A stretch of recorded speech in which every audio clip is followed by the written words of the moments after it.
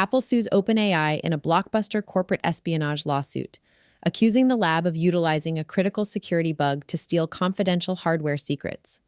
A major investigation reveals OpenAI and Google have been legally selling their premium AI models to subsidiaries of blacklisted Chinese defense-linked tech giants, and Humanoid Robots Assist in human surgery for the first time in medical history. Welcome to this week's Rundown. I am your host, Anna. This podcast is researched and produced by Etienne Newman, professional engineer and founder at Jamgamind from Calgary, Alberta in Canada. Today, we perform a forensic autopsy on the hardware espionage war, geopolitical loopholes, and the balkanization of consumer platforms for the week ending July 12th, 2026. The competition between the titans of technology has crossed a dangerous threshold from market rivalry into outright legal warfare. Apple has filed a massive lawsuit against OpenAI and former executives, alleging a coordinated plot to siphon off proprietary consumer hardware trade secrets. According to the complaint, a former Apple engineer exploited an internal authentication bug to systematically download restricted hardware files and metal finishing data to jumpstart OpenAI's secretive physical device push. But while domestic litigation escalates, a massive international loophole has been exposed. A verified report from the Financial Times confirms that both Google and OpenAI have been legally routing their most capable frontier systems to Singapore-based subsidiaries of blacklisted Chinese conglomerates, including Alibaba, Baidu, and Tencent, sidestepping the spirit of mainland trade restrictions. Before we break down the telemetry of these structural shifts, I have a brief strategic request. The algorithms governing your podcast platform dictate what intelligence reaches your network. To ensure you never miss our weekly forensic autopsies, please hit follow or subscribe to the Jamgamind channel on Apple Podcasts to always listen completely ads-free. It takes just 1 second, but it directly protects independent tech research. Let's unpack the data. Welcome to the deep dive. You know, when you look at Silicon Valley from the outside, it really projects this illusion of a unified, impenetrable fortress. Oh, yeah. Like it looks like this monolith of progress where everything is just seamless, clean, perfectly engineered. And that is absolutely by design. I mean, the public relations framing you see every single day, it's entirely built around seamless ecosystems, utopian innovation. It's supposed to look, effortless. Right. Effortless, but when you actually breach those walls and look at the underlying reality, which is what we do here, that illusion just collapses. It falls apart completely. Yeah. Suddenly, you aren't looking at a unified front at all. You're looking at this landscape of bitter legal betrayals, massive geopolitical loopholes, and this just ruthless, cutthroat race for cheap computing power. Which is exactly what we're dissecting today. Exactly. We are doing a forensic corporate autopsy of the intelligence briefing spanning July 5th to July 12th, 2026. And before we dive in, I need to note, this podcast is researched and produced by Etienne Newman, professional engineer and founder at Jamgamind from Calgary, Alberta in Canada. And it is a critical week to examine. I mean, the sheer volume of leaks across the tech ecosystem right now, it's unprecedented. It's wild. It really is. It's exposing how these companies actually operate behind closed doors, right past the marketing. Right, and that's our mission today. We are looking past the corporate PR. We are going to deeply analyze the raw mechanics of what's actually happening. So, for you listening, here's the roadmap. We are tracking a sprawling hardware espionage war, massive gaps in international tech regulation. Major structural browser retreats, too. Yes, and if that wasn't enough to wrap your head around, humanoid robots actively entering this surgical theater. So, you are constantly bombarded by product announcements, right? But today, we are stripping all that away to show you the hard mathematical realities of the AI ecosystem.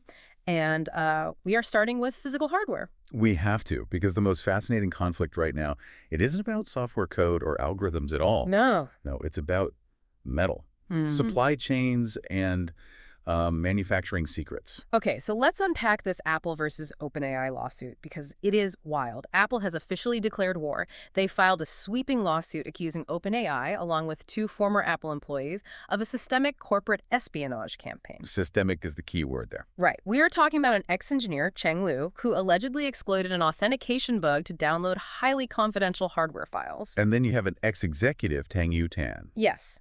Allegedly emailing himself supplier information, and this is the crazy part, actually urging candidates to bring Apple parts to job interviews. Which is just incredibly brazen. It is. But maybe the craziest detail is OpenAI allegedly approaching suppliers to get the specific details on Apple's highly confidential metal finishing process. And see, the metal finishing detail, that is the smoking gun here. Really? Metal finishing. Absolutely. It shifts this from a standard corporate dispute to a forensic espionage case. I mean, Apple's competitive moat isn't just their software. It is their unparalleled mastery of physical supply chains and manufacturing techniques. Okay, wait, I have to play the skeptic for a second here because I'm looking at the numbers and over 400 former Apple staff now work at OpenAI. Yeah, that's true. In Silicon Valley, that's just a Tuesday, right? Yeah. People jump ship all the time. So why is Apple pretending this is some high-stakes espionage thriller and not just, standard talent poaching? Why do they care so much about a metal finishing process? Well, because taking a metal finishing process isn't just poaching a chef, it's stealing the molecular blueprint for their frying pan. Oh, wow. Okay. You really have to look at the mechanics of what AI hardware actually requires. Running advanced AI models locally on a device, it generates a massive amount of heat. Right, physics. Exactly. Apple has spent over a decade perfecting how to mill and finish metals like titanium, specialized aluminum, to dissipate that heat efficiently without needing massive, loud cooling fans. So it's fundamentally about thermal management. It is entirely about thermal management. And OpenAI, they're aggressively pivoting into physical consumer hardware. They aren't just building chat interfaces anymore. They want to build native AI devices. Right, the hardware play. But they don't have 10 years to figure out the metallurgy and the thermal constraints. Yeah. Hiring 400 people is standard talent acquisition. But exploiting authentication bugs to siphon the exact schematics of how a competitor manages device heat. Yeah, that's different. That is an attempt to instantly bypass billions of dollars in iterative supply chain development. Apple is using the legal system here to fiercely protect its physical manufacturing secrets from a competitor that is trying to skip the line. Okay, so Apple is ferociously guarding its hardware independence. But here is where it gets really interesting and honestly a bit contradictory. Oh, the Broadcom deal. Yes. While they are suing OpenAI over metal finishes, they are quietly throwing this massive financial lifeline to another company for things they apparently cannot build themselves. Apple just extended their custom chip partnership with Broadcom through 2031. Which is a massive $30 billion commitment, by the way. 30 billion. Specifically for custom ASIC chips, right? Yeah, exactly. And the flagship of this deal is the upcoming Bultra chip. From what we know, Bultra is this supersized M5 Ultra slated for the next Mac Studio by early 2027. And it's designed specifically to handle AI server training and inference. Correct. To me, this is like a master fortress builder admitting they don't actually know how to forge their own swords. That's a great way to put it. If Apple is so fiercely protective of its hardware independence, why does handing $30 billion to Broadcom expose such a massive vulnerability in their in-house capabilities? Well, it really comes down to the fundamental architecture of computer chips. So Broadcom is building them ASICs, application-specific integrated circuits. Okay. To understand why Apple needs them, think of Apple's famous in-house M-series chips, like a Swiss Army knife. They are brilliant at doing everything on your laptop or phone with incredible power efficiency. Right. They handle the display, the memory, the general processing. Exactly. But an ASIC is a scalpel. It is hardwired to do just one specific heavy mathematical chore 1 billion times a second. And that chore is AI processing. Precisely. Training and running inference for advanced models, like the deeply integrated AI required for the new Siri, it demands that scalpel. Apple simply lacks the specific granular expertise to build those heavy workload AI server chips entirely on their own right now. Wow. The irony here is profound. I mean, they are prosecuting former employees to protect the external casing of a device while simultaneously acknowledging they are entirely dependent on an external supplier, Broadcom, to provide the actual brains for their AI infrastructure. So they're just buying time. Exactly. They're buying time through 2031 because they know they cannot run the heavy server-side computing required for modern AI without Broadcom's silicon. Okay, so corporate borders are failing. But we need to pivot to national borders failing because there is a massive leak in global regulation right now. Yes, the macro-structural leaks. Right. So according to a strictly factual report from the Financial Times, Google and OpenAI have been selling their advanced frontier models to Singapore-based subsidiaries of Alibaba, Baidu, and Tencent. And we really need to be very precise about the context of those names. Alibaba, Baidu, and Tencent are Chinese tech giants that the U.S. Pentagon has officially blacklisted over alleged ties to the Chinese military. Right. Now, we aren't here to pass political judgment on the U.S. or China. We just want to look at the mechanics of how this law actually functions. The structural reality of it. Exactly. Because these transactions, they are entirely legal. Current U.S. regulations do not fully ban these Chinese headquartered firms from using U.S.-based models as long as it happens outside mainland China. OpenAI even stated they block direct access from the mainland, but they allow these subsidiaries in other jurisdictions where they claim proper safeguards are in place. But honestly, how does that work in reality? Like, this is like putting a titanium padlock on the front door, but leaving the digital back door wide open for the neighbor's subsidiary. That's exactly what it is. Analysts are calling it the sovereign loophole. Think of U.S. regulations like a strict bouncer at a nightclub, checking IDs at the door to keep certain people out. Okay. The sovereign loophole is like those banned people renting a luxury apartment across the street, setting up a secure feed, and just watching the club's live stream. Yeah. The U.S. is trying to geo-fence physical borders, but in a cloud economy, data travels to the compute. The compute doesn't travel to the data. So if a subsidiary in Singapore pings an OpenAI server in California, the parent company in Beijing still gets the R&D benefit of that AI processing. Precisely. It highlights the geographic absurdity of trying to regulate a cloud API like a physical export. Right. It's not a physical thing. No. A frontier AI model is not a physical missile or a crate of microchips that you can stop at a border customs checkpoint. It is an abstraction accessed via a server. By allowing Singaporean subsidiaries to purchase compute and model access, the regulatory framework is just ignoring the reality of algorithmic arbitrage. Wow.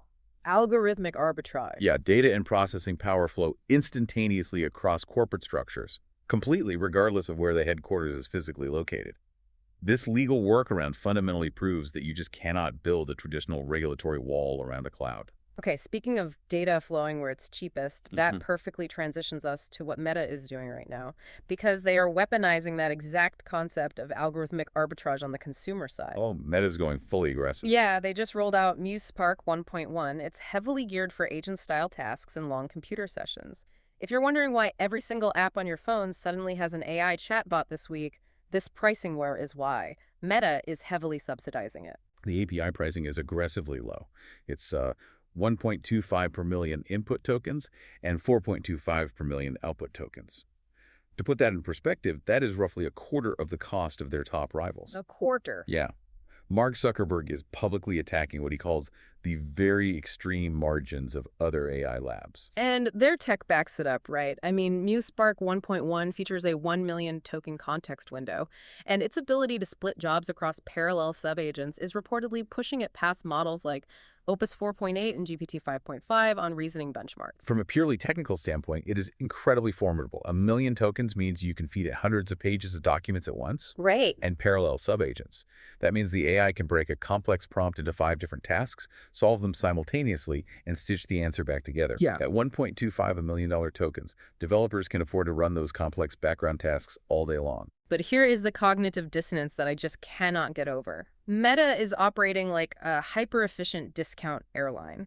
They've slashed the ticket prices to near zero, but they forgot to ask if they could scan your luggage and sell photos of your clothes. Yeah, that's a fair assessment. I mean, at the exact same time they're crushing the API benchmarks with Muse Spark, they had a disastrous sudden launch of their in-house Muse image generator. Yes, this was built by their superintelligence labs, internally known as Project Mango. Right. And they had to pull a massive feature just days after launch. Why?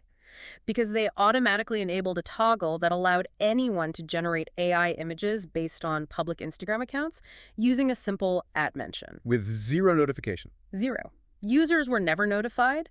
The opt-out was hidden deep in the settings, and even if you found it, it only stopped future generations. Your existing AI-manipulated images stayed live on their servers. How can a company be capable of engineering state-of-the-art parallel subagent reasoning yet fail so spectacularly at basic consumer consent? Because it reveals how they fundamentally view their infrastructure. Meta views data as raw fuel. Fuel. Yeah. Their API token pricing strategy is brilliant because they are deliberately undercutting the market to starve their competitors of developer oxygen. But that same ruthless optimization fails completely when applied to human privacy. They engineer for maximum scale and engagement first, and they handle the PR disaster second. You even see this reactive approach in their physical hardware this week. You mean the Ray-Ban smart glasses update? Exactly. Meta is pushing a software update to their smart glasses to shut the camera off entirely if the built-in privacy LED light is tampered with or drilled out by modders. Right. It's a necessary fix, but it's a completely reactive one. They shipped a cheaper, non-Ray-Ban branded version of the glasses, realized people were disabling the recording light to film secretly, and had to patch the physical hardware with a software kill switch. It shows a systemic disconnect between their engineering capability and their proactive risk assessment. Okay, so Meta's failure with their image generator proves a crucial point. Having the best underlying math doesn't matter if your consumer delivery is broken. And that exact realization, that distribution beats raw intelligence, is why OpenAI just made a massive, humiliating retreat this week. The Atlas browser. Yes. Let's talk about the death of the Atlas browser. After just 8 months, OpenAI is completely shutting down their native AI browser. They're scrapping it and migrating all these agentic features right back into a Chrome extension sidebar. And this is happening at the exact same time they're releasing GPT 5.6, which interestingly had its launch staggered at the U.S. government's request. Oh, really? Yeah. GPT 5.6 is rolling out in 3 tiers. Sol, which uses a new ultra mode for delegating tasks, Luna for speed, and Terra as the balanced tier. And powering all this is ChatGPT Work, which is an agent that actively gathers context across your Mac and Windows apps to build documents and spreadsheets. But retreating to a Chrome sidebar after trying to build a native browser, to me, that's like trying to overthrow the king and settling for a job as his court jester. Yeah. If OpenAI is supposedly building the ultimate AI agent with ChatGPT Work and the Sol tier, why couldn't they convince users to leave Google Chrome in 8 months? Because building a state-of-the-art model is a solvable equation, but breaking a deeply ingrained consumer habit, that is a fortress. So true. This is a classic lesson in distribution modes. OpenAI realized a cold reality. Owning the most powerful model in the world does not mean you own the consumer gateway. People just wouldn't change where their bookmarks and passwords live. Exactly. Google Chrome is muscle memory for billions of people. By retreating to a sidebar, OpenAI is conceding the browser war to Google. They're opting instead to act as a parasite on Chrome's massive distribution network. It's a strategic surrender. They need to be where the work is already happening. And we're seeing this exact focus on integrating into existing workflows over at Anthropic, too. Right. Anthropic just pushed Claude Cowork to mobile for their Mac subscribers. They added this dispatch feature that automatically routes your prompts, sending code requests to Claude Code and knowledge work to Cowork. But the most telling detail was the data they released. Out of 1.2 million sampled sessions, business process work led at 33.4%, while software development was only 8.7%. Which proves the models are moving away from being novel coding toys for developers, right? They are becoming the underlying infrastructure for daily desk work. But the desk isn't the only place AI is doing the work now. And this brings us to the physical inversion of all this technology. We are watching macroeconomic policy collide with physical reality in real time. This week, we saw the first documented cases of living gallbladder surgeries assisted by humanoid robots. Yeah, this took place at UC San Diego, led by Professor Michael Yep, using Unitree G1 humanoid robots. Yes, human operators use motion capture and foot pedals to control the robots, which actually coordinate both arms to hold human tissue while cutting. It's not fully autonomous yet. There is still a human driving. Right, but the physical threshold has been crossed. And while robots are in the operating room, the Federal Reserve is trying to figure out what this means for the global economy. Fed Chairman Kevin Warsh just appointed an AI macroeconomic task force to study productivity gains and inform interest rate policies. And we need to look closely at who he picked to co-lead it. Venture capitalist Mark Andreessen, economist Charles Jones, and Xbox CEO Asha Sharma. Okay, looking objectively at the incentives here, we are literally watching the financialization of AI compute in a boardroom while a robot physically holds human tissue in an operating room. Our external advisors like Andreessen and Sharma people, whose entire industries rely on AI optimism, the right people to objectively measure macroeconomic risk for the Fed? It's the most critical question of the week.